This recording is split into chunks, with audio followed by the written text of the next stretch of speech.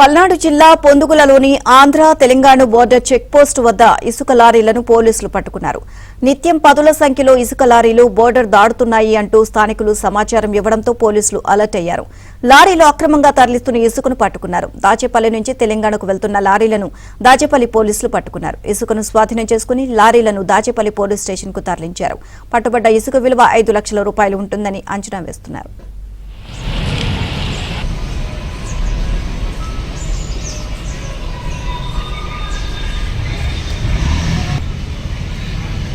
లారీలో అక్రమంగా తరలిస్తున్న ఇసుకను పట్టుకున్నారు. దాచేపల్లి నుంచి తెలంగాణకు వెళ్తున్న లారీలను దాచేపల్లి పోలీసులు పట్టుకున్నారు. ఇసుకను స్వాధీనం చేసుకుని లారీలను దాచేపల్లి పోలీస్ స్టేషన్ కు తరలించారు. పట్టుబడ్డ ఇసుక విలువ 5 లక్షల రూపాయలు ఉంటుందని అంచనా వేస్తున్నారు.